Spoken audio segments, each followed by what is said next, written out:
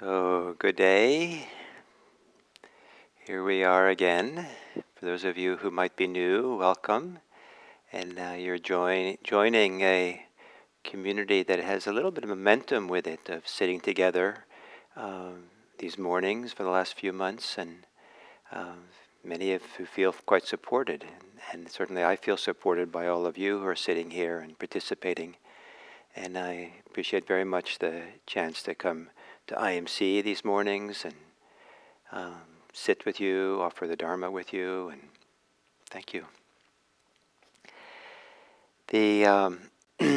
Yesterday I talked about using breathing, and it could be any object for meditation. It doesn't have to be breathing, but that's kind of the reference point I use. And if that's not your thing, then just substitute whatever your meditation practice is for this. But to use the breathing as a microcosm, kind of, that represents or relates to the other areas of your life. That often the very subtle, the attitudes we have about life and ourselves and our experience sometimes appear in our meditation, sometimes in obvious ways, but also sometimes in very, very subtle ways. And something as subtle as how we wander off in thought, the attitude we have about wandering off and getting lost, and beginning again with the breathing, can contain a whole slew of different attitudes, reactions, reactivity, and opportunities to find and support a way of being that's useful for meditation, but also useful for the rest of our lives. We don't want to have meditation be its own little, unique domain where it helps us feel good, with no relationship to the rest of our life. Meditation is a training ground, is a place to learn how to be with ourselves, with our experience, with our relationship to our experience, that then we want to translate or apply to the rest of our life. And the line between meditation and non-meditation is rather arbitrary.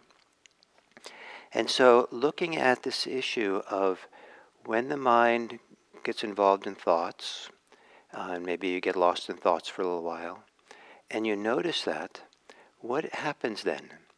What is the attitude? What is the reaction you have to it? And what's the opportunity there? Yesterday I talked about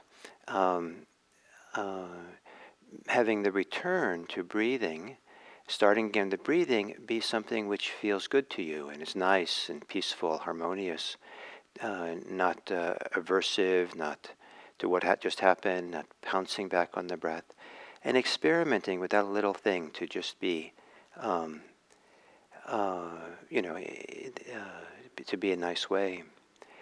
Today I'd like to suggest something in addition to that, and that is if your mind gets involved in something, thoughts, ideas, fantasies, conversations, images of things, which you then feel somehow, to use a intentionally vague word, bad about it being that way. You feel bad about yourself for having those thoughts, those feelings, those motivations, those fantasies.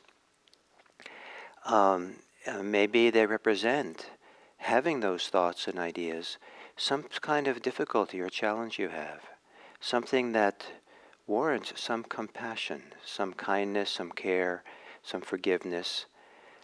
The very fact that you're having some thoughts that are difficult to have and things that you feel uncomfortable with, it might actually be a little bit a sign of health, good health, to feel uncomfortable at certain things which are maybe unhealthy, maybe unskillful, maybe unethical to have these kinds of thoughts.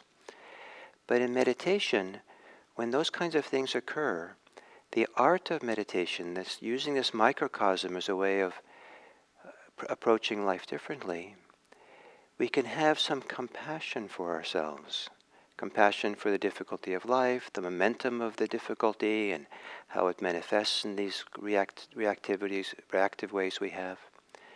And so today, as you sit and meditate with your breathing, and you find yourself wandering off, you might check in and see if that's an opportunity for a few moments of compassion or care or kindness, or maybe a kind of forgiveness of yourself, where you treat yourself as if you're a friend or even a kind stranger or something, where you really care for you and you make room and you hold the person in your kind of open care, rather than reacting in negative ways and seeing yourself, what you did as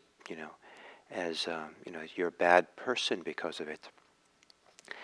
And in little ways, then, you can use that ways in which you wander off in thought to begin to train yourself to see with compassion, especially if you can feel in wandering off in thought that there is a little bit of suffering in it, either in the reactivity or in those thoughts themselves.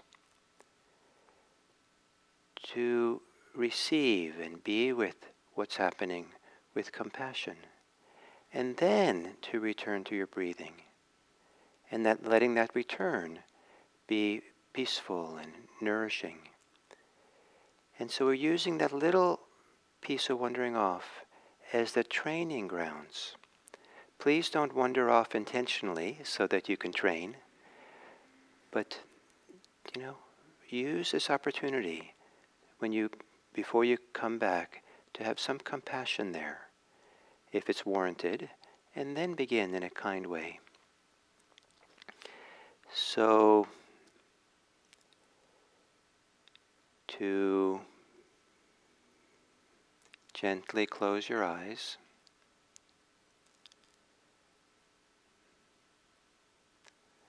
and to take a few long, slow, deep breaths to begin the process with the breathing of maybe connecting to some compassion, some capacity to hold the challenges, the difficulties, the suffering with care, with kindness, with the idea that we're working towards the alleviation of suffering. This wonderful path, freedom from suffering. It's good to know you're on the path.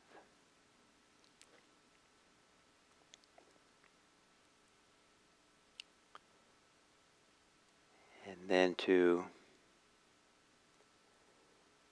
perhaps relax, release the holdings of the body.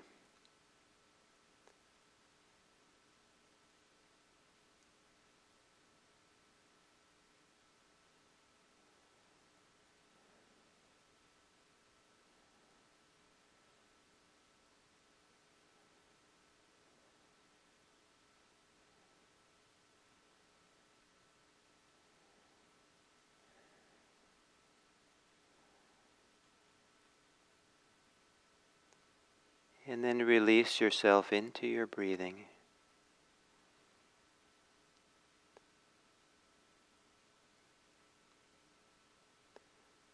And there's a way that sometimes we can drop deep into the body. We can be grounded deep in the body, centered here. And from this, some kind of depth within, to experience the breathing.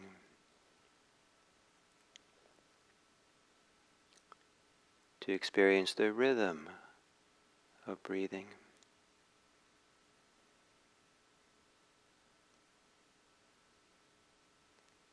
And relaxing the mind, so the mind too is allowed to settle. The mind too can settle deep into the body, breathing.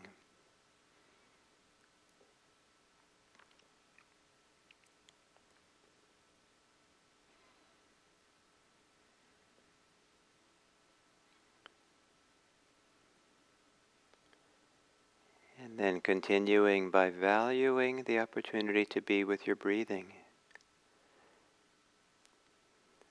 Hanging in there.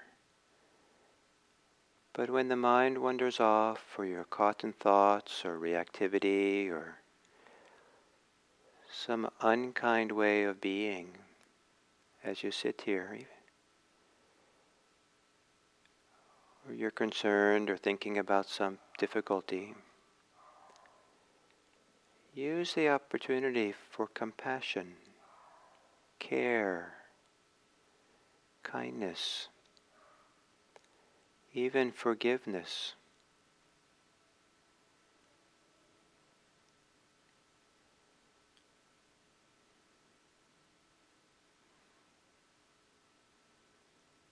And then begin again with your breathing.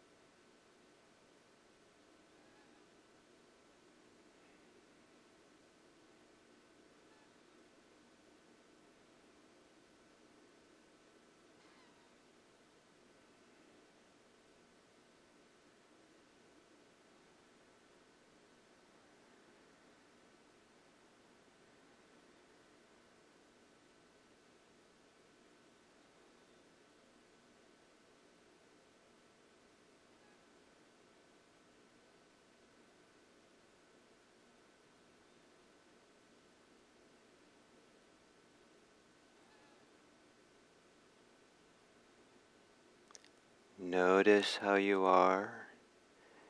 Notice any reactivity or ways in which you think or react that is painful or harsh.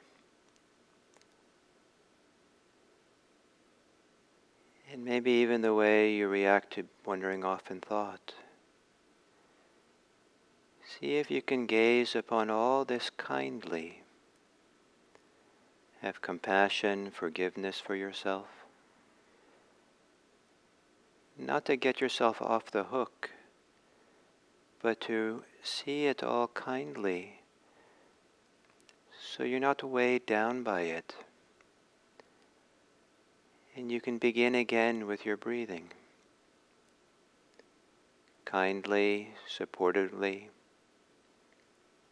in a nourishing way. So the whole experience of beginning again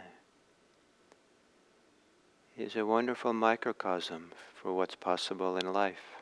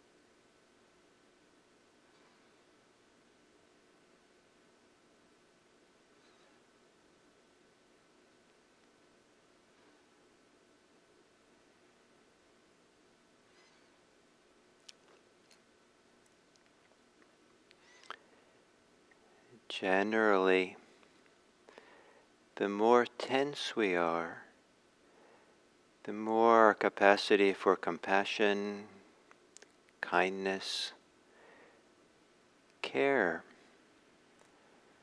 gets lost or covered over. And the more at ease we are, the more our body is relaxed, the more likely that we can feel our capacity, our emotions of kindness, compassion, care, perhaps even feeling it radiating from our muscles of our body, radiating from the heart. And in this last couple of minutes of the sitting, perhaps in the next 3 breaths, as you exhale, see if you can relax a bit more. Exhale and settle into greater ease, physical ease, relaxation.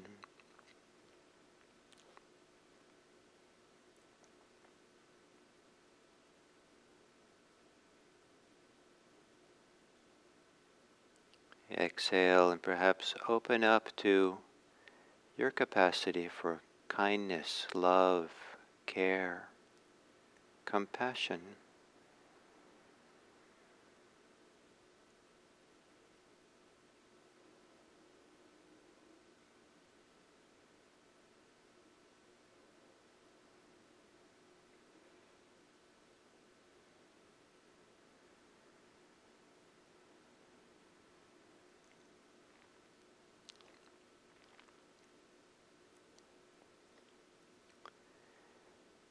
Then you might consider,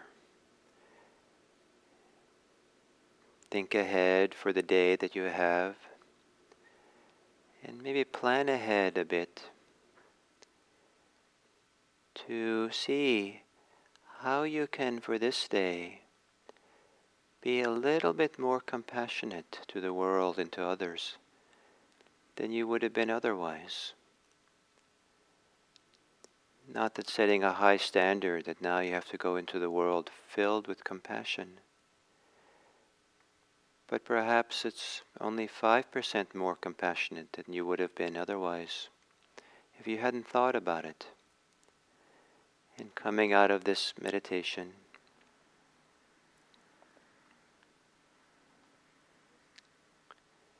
perhaps you can think ahead into the day, and where and what circumstance might you be prepared to have a bit more compassionate, kind attitude towards the others and to the world.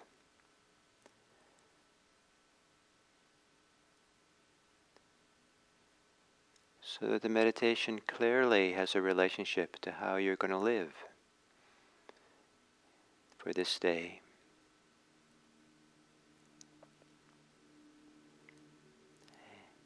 And may it be that our collective meditating here today, that this, through all of us, may it be that the world becomes a better place, that more people feel at ease, feel safe, are the recipient of kindness and support, so that this world becomes a better place for all beings. May all beings be happy. May all beings be safe.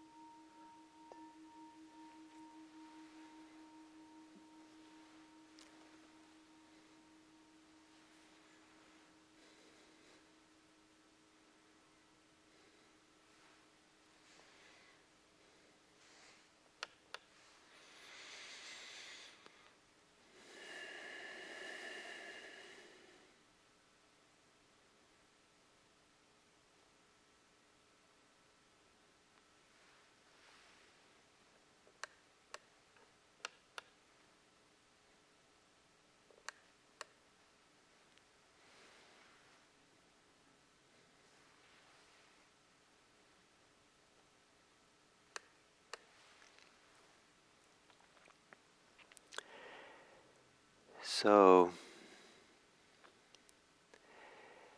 what I've been teaching about meditating with how the mind wanders off and how you come back um, could be understood, described as developing the skill of meditation, becoming more skillful.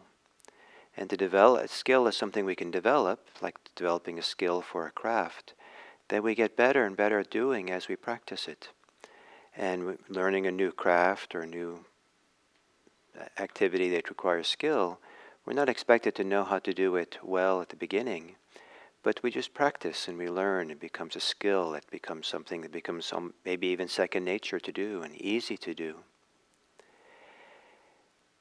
But in looking at how we could bring compassion or kindness to what's happening, how we can come back in a way that's peaceful and nourishing, this is also has another aspects besides being skillful. It's also, I like the word nourishing. A word that is often used is wholesome. Wholesome is that which is conducive for health. It's healthy to do this. And these two English words, skillful and wholesomeness, are represented by a single word in the ancient language of the Buddha and the Buddha's teachings. And this is the word kusala, Kusala. It's an extremely important word, and some translators will translate it one of those two ways and some the other. So some translate it as skillful and some as wholesome. Skillful has a little bit connotations of that there is a goal, there's a purpose for what we're doing. So it has a skillful purpose. We're trying to do something, cultivate something, develop something. It's skillful for a purpose. Wholesome is just healthy in and of itself. It's kind of virtuous, it's good, there's a goodness to it. And it's more to do with the quality of what we're doing in the moment and how that quality is kind of onward leading, but it's not, the focus is not the purpose. And so, depending on what we're talking about in Buddhism, sometimes we have this word kusala translated as skillful and sometimes as wholesome. But, so there's the same word. And it turns out that this word kusala is probably one of the primary candidates for us to translate the English adjective ethical. And as I've been saying this week, there is no obvious word in the Buddhist language for our English word ethics or ethical. And it isn't because the ancient Buddhists are not ethical in our eyes.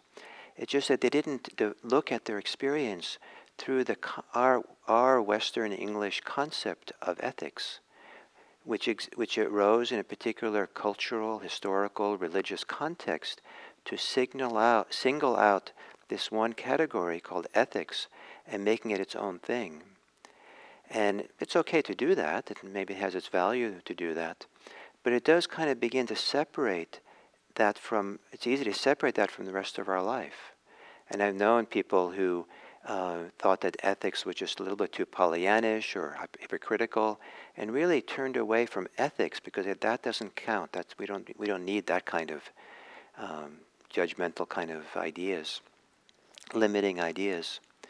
In the ancient world, they didn't have that word ethics. They didn't tease it out from our experience.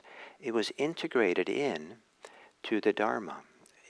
And so for the Buddha, if you're really involved and understand the Buddhist path of practice from the point of view of the Buddha, ethics is not something we can separate from the path. It's integral to the path. One of the key little slogans of what Buddhism is, maybe the shortest little pithy things you could say, is a 4-line verse that goes this way. Don't do what is wicked. Some people translate it as evil. I don't know if that's the best translation because of the heavy connotations of evil in English and Western thought. So, don't do what is wicked. Do what is skillful. And purify the mind. this is the teachings of the Buddhas.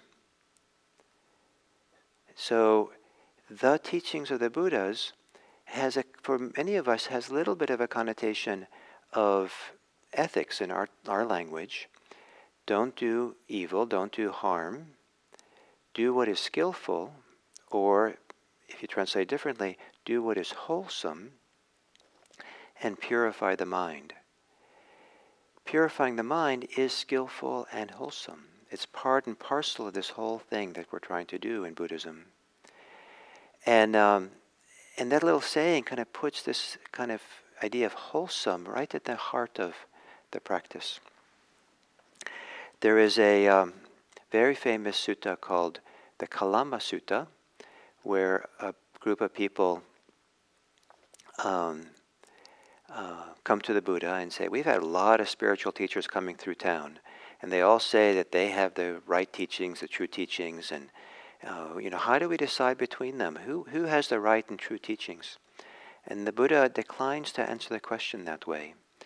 And instead he offers a principle or a standard by which they can decide for themselves.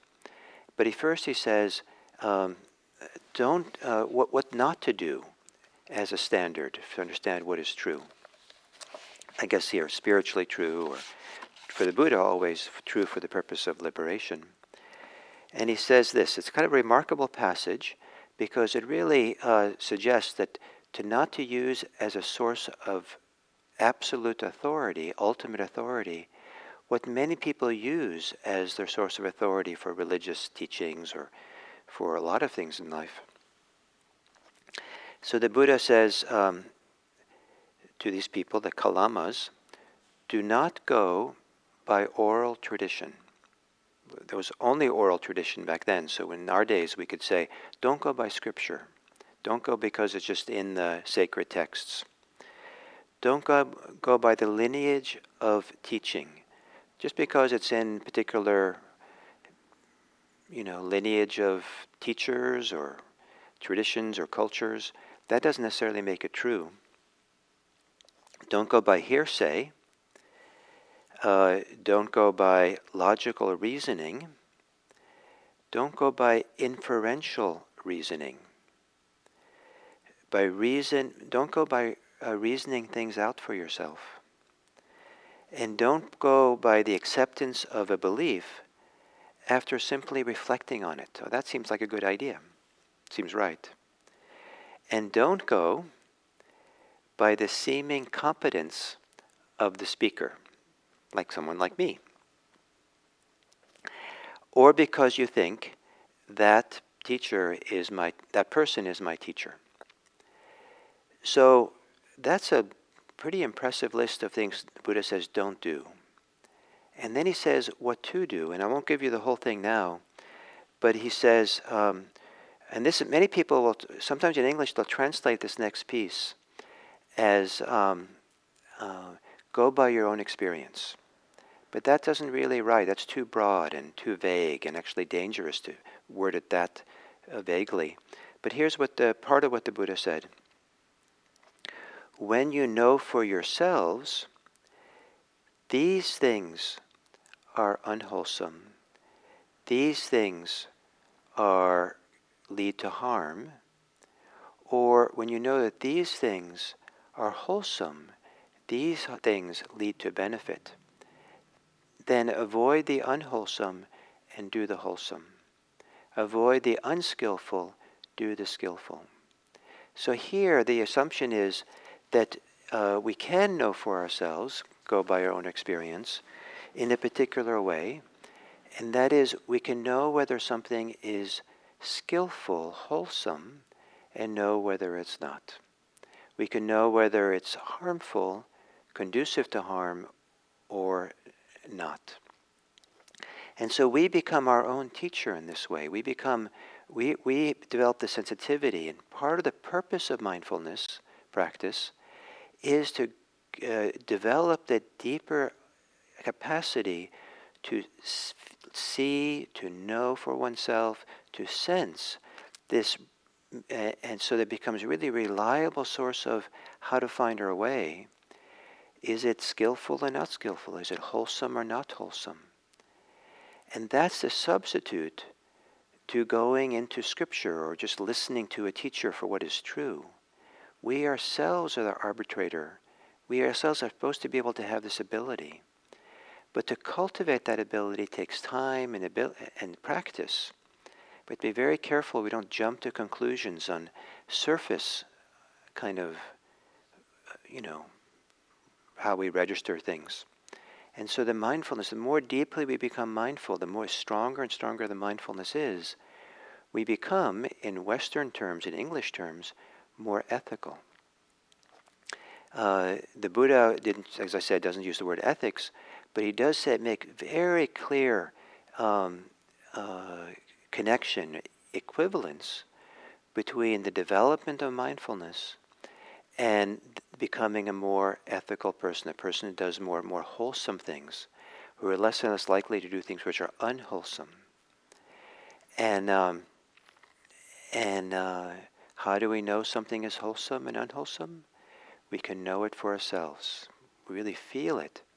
And we feel it in different ways. We feel it both in terms of how nourishing it is, how healthy it feels within, or how harmful it is. And we feel it by how it's conducive to being onward leading. If it's wholesome, it's conducive, onward leading to greater wholesomeness. If it's unwholesome, it's conducive to greater harm and shutting down. And so we're finding our way here in this practice. And the greater the wholesomeness, the more wholesomeness we develop, the further along we are in the path of liberation. And then if you're not so interested in it, but coincidentally, you become more ethical. If you're interested in ethics, being ethical, then the more you can live wholesome, you become more and more wholesome from the inside out, then coincidentally, you're also developing on the path of liberation. So these two, liberation and ethics, come together in the heart. And I like to think that when we come to bow, put our hands together like this, it's a beautiful expression of the coming together of the best in our hearts, the wholesomeness of our hearts, and the care for the world around us. Because ethics in English has a lot to do with the relationship, how we live our lives. How we live our lives and cultivating path of practice come together and are really the same thing. So thank you for today, and I'll continue this topic of skillfulness and wholesomeness tomorrow.